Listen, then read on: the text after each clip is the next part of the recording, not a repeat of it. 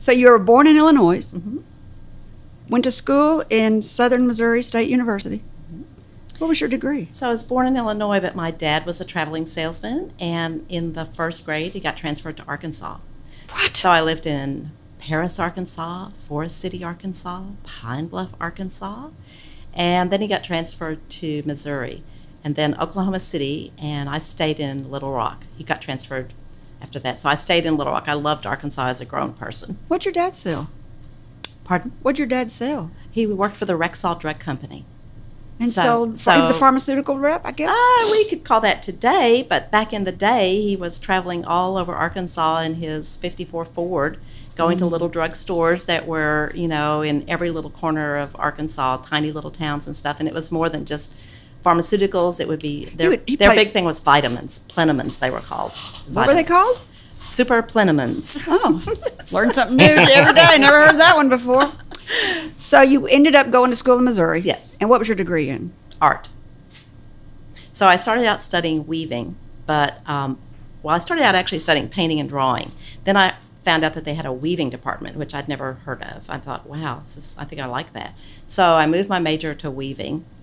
And then when I was out of school, I was still weaving, and I had moved to Little Rock, back to Little Rock, and I was teaching, and they had a weaving guild in Little Rock at that time. And I had looms in a little house on Monroe Street. I had floor looms and lap looms and every kind of loom. And I was doing craft fairs, and then I got really bored with it. So I thought, maybe I need to take a workshop or something that'll get me excited. So I went to Pennsylvania for a weavers conference and signed up for this workshop, and the woman walked in the room and she said, well, I know you're all here to do weaving, but actually I'm pretty sick of it. So I moved to Denmark on a little island because I didn't want to weave anymore. She was chairman of Moore College in Pennsylvania. And she said, now you have to remember, this is 1975 maybe. She said, so I was so sick of weaving that I started going to essentially a yard sale in Denmark and buying old sheets and linens and things and making clothes. And I thought, I think I just connected with that. I know how to do that. I know how to do that. I'm excited again. So I came back to Little Rock in the mid-'70s and started going to yard sales, estate sales, buying pillowcases, doilies, everything, and started making clothing, sold all my looms. So I did that for about 3 years, did the old Montessori craft fair that some people remember. It was in Robinson Auditorium. And a woman in Memphis, and I call her the woman with the James Bond name, Babby Lovett. Babby Lovett was over because she was always seeking out new artists and something exciting, and she had a eclectic store in Memphis. And then after she had the eclectic store, she had a very chic store with very designer types of clothing, and she still bought my stuff. But she came, and I had taken a break from my little booth, and I came back and I said, what happened? And the person that was watching my booth said, we sold all your stuff. I said, to who? To Bab. To Babby, yeah. And so I caught up with her. She left her card, and I called her, and she said, I'd just like you to drive over to Memphis and talk to me about what you're doing. So I said, okay, I'll do that. So I went over to Memphis, and I was in my 20s, and went into her lovely office, which was so chic and stylish. And, you know, if you even look at my office today, it's an artist's office. It's got stuff piled up, and it's everywhere. And she looked at me, and she said, have you ever heard of a store called Henry Bendel's in New York? I said, no. She said, well, you will. So fast forward from that, in about 4 or 5 years from that, I guess, I was in Henry Bendel's Christmas catalog with my clothing. And you were making these clothing out of sheets? At that point, I transitioned into using scraps because I was buying fabric by then, and I was using the scraps to make my signature mark garment, which was a kimono.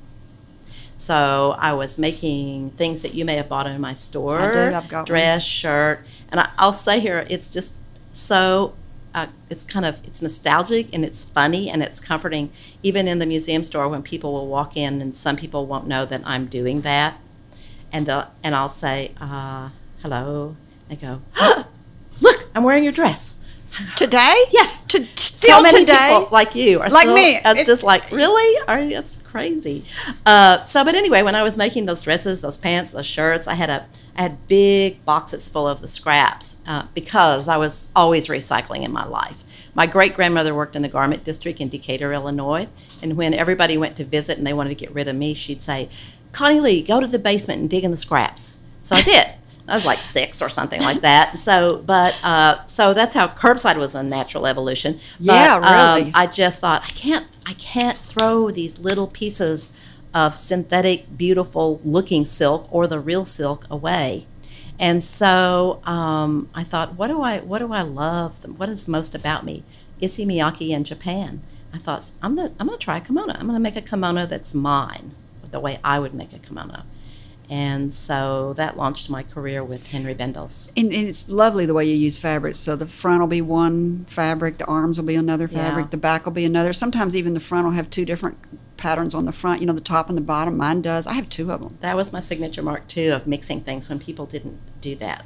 And how I raised a child that always wants her shoes to match her dress and her shirt and everything, I have no clue. Let's talk about That's what your our children are like. Let's talk about your children. Okay, we'll do it. Nobody probably, this is what makes, you are a true hippie. I knew you when you were a true hippie, and you had your store above the run of the mill, and we'll talk about that after the break. But you also have adopted 2 children. You have, tell everybody about your children. This speaks volumes about Connie Fails. Oh, well, so the diagnosis for me was infertile. So like, okay. But not true. But turned out to be not true. That's what they say happens, so be careful when you go camping. So I thought, well, but so my friend who was a therapist it's when people can't have a child and they really want to have a child, and I'm going to tell you what that really means in a second. It's just heartbreaking, and you're trying to cope with it and figure out how to get over that, or where do you go, or what do you do? And finally, my friend, and I was paying her, I was pay you to help me with this deal, and she got so frustrated, and she stood up one day and she said, "This is our last session. Here's what I know." This is your fertility doctor? No, this is a therapist. Oh, who's a therapist. My good friend also. Okay. And I said, help me get over this. And so she stood up and she said, "This is our last session, and here's what I want to say to you. What you really want to do is parent, and I know you'll figure out how." So I went, ooh, that got me. So I went away and I thought, yeah, that's it. And I don't have any bias about anything. I don't choose color, ethnicity, race, gender. That wasn't on my plate. So I thought, okay, I'm going to go do an adoption. So then it was interesting to find out how hard it was to do adoption. I'm Jewish, so if you're Jewish, somebody on the other side doesn't want to give you something that you're going to raise like that. And then I'm converted, although my family history was Jewish on my father's side, which doesn't count. So that didn't work out very well either. So I thought, you know what? I'm just going to another country. So at that point, Korea was doing a lot of adoptions. So I put my application in. It took more than a year. And in the meantime, Hillary was my friend already, and I said, I need you to write a letter of recommendation about what kind of parent you think I'll be. She says, okay. And then she says, to who? And I told her where it was. She said, why aren't you adopting here in the States? And I said, oh, we can have a learning lesson on this one together. So you need to know where that is. So our children were stuck in foster care, DHS. They were just stuck because of reasons that couldn't get signed off on. So anyway, I adopted Hannah, and she arrived in Memphis as a 14-month-old. And I arrived in Memphis to pick her up as 4 months pregnant. So, new law with the adoption agency, you got to fess up if you got a bun in the oven. So it's okay. So Hannah arrived August 12th, and Noah arrived January 25th. I'll be darned. So, and then you didn't stop there? I didn't stop there. You decided to do it one more time. You adopted one more child. I did it one more time. And this is unbelievable that you did this. So my friend Susan, who was adopted in 1954, and we lovingly call her the dinosaur of Korean adoptees, and we traveled a lot together. We traveled to India, to Romania to do adoption work, and I said to her one time, I think I can do one more kid. She goes, okay. So she calls me one day and she said, FedEx is going to arrive at your doorstep today. First kid on the tape is yours. And I said, oh, great. FedEx arrives. I put the VHS in. I turn the television on. I hear Susan's voice, and I see this little girl, black hair, silky hair, and Susan's voice is saying to the interpreter, tell her to put the cap on the pin. And the interpreter says, in Thai. And the little girl doesn't look up. And then the little girl looks up. The interpreter's told her 3 or 4 times, put the cap on the pin. And the little girl looks up and goes, shaking her head side to side, no. And so they pan back and show a little girl with no arms. So she was putting the cap on the pen with her toes. So I called Susan and she said, oh, great, did you get the tape? I said, I did. This is a story on me. I said, what made you think I wanted a kid with a disability? She said, oh, you must have missed her personality, and she hung up on me. Oh, wow. So about 4 years after that, with a lot of legal work and stuff, I flew to Thailand with my husband, and we picked Kate up. And Kate is turned 31 in July.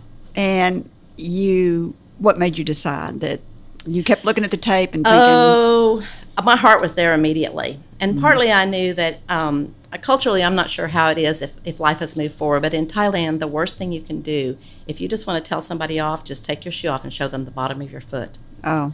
And so I thought, this child has no chance. Because she has to do everything with her feet. She has to do everything. She literally eats with her feet. She's so incredibly... well, she drives a regular car with no special adaptations. This girl's unbelievable. She's tiny. She's about 4'9". She weighs about 70 pounds.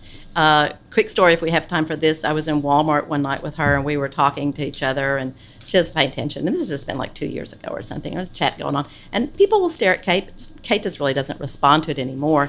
And so this guy was standing there, and he kind of just kept staring. Finally, I thought, okay, I'm going to make eye contact. I said, hey. He said, I said, did you have any questions? And he said, yes. He looked at Kate, and he said, did I see you driving a car the other day? She said, yes. So I was like, okay. Oh, I love this girl. Case I'm glad sealed. she's doing it. She lives in Little Rock. Where's she living? She is. She lives in Little Rock. If you liked this video, subscribe to our YouTube channel by clicking on the picture of Kerry's face in the center of the screen. To watch the full-length interview, click the video in the top right. For more interview highlights, click the video in the bottom right. Thank you for watching.